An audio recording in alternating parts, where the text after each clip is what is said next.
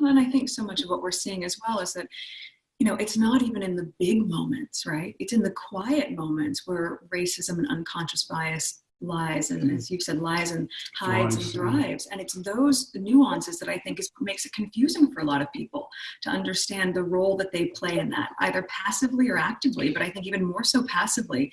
And so much of what I've come to the understanding of, especially in learning even more about it of late, and obviously having had personal experience with it as well, but in people's complacency, they're complicit. Yeah. And that, I think, is the shift that we're seeing, to go, it's not enough to just be a bystander and saying, well, it wasn't me. And that's what I think was very much manifested in what you're feeling from people's outpouring surrounding the murder of George Floyd. That it wasn't that this wasn't always happening. It's that it's come to a head at a time where people just said, enough.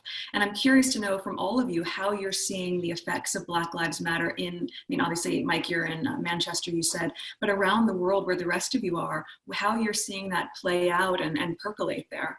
And they most likely will have the best and most informed diagnosis of the problem.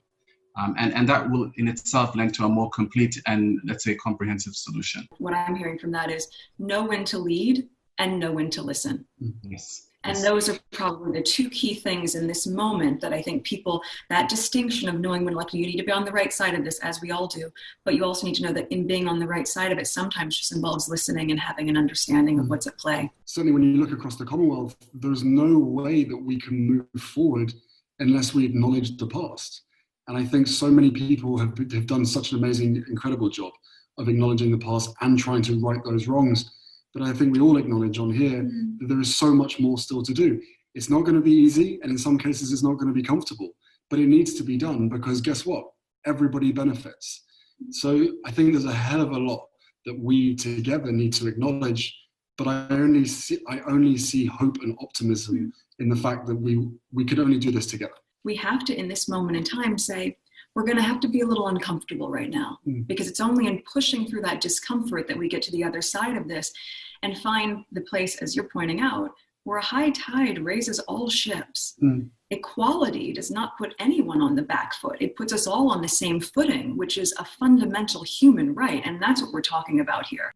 The world is craving a healing through everything that's happened over these several months. And we really look back at history for obviously much longer than that. And I think, Alicia, to your point earlier, talking about discomfort and why it's an important recognition is that it's like growing pains.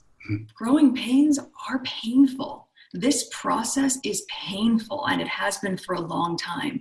But through that immense pain, what we can have tremendous faith in is knowing that there will be growth. And that's what we're seeing happen every single day as all of you are out there campaigning, fighting the right fight, being on the right side of history, and ensuring that we can get closer to seeing this truly as our past and not something that we have to revisit again and again and again. So we thank you and commend you for your efforts on that. It is inspiring for both of us to watch and to bear witness to, and why we, of course, made the time and find it a huge honor to be able to have this time with all of you today. Guys, I'm aging, right? I'm 35 already, and that's not aging. It is aging compared to these guys. Look. But the optimism and the hope that we get is listening and speaking to people like you, because there is no turning back now, right? Everything is coming to a head.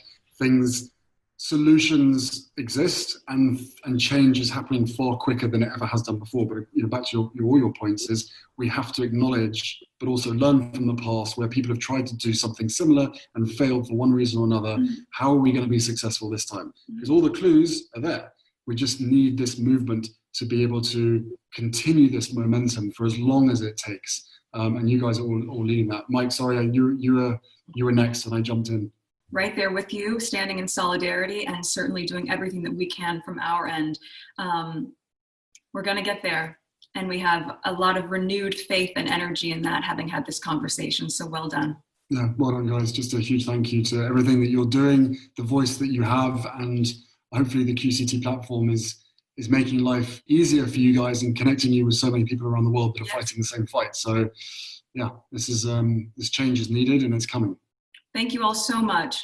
Take Thanks, good care. Guys.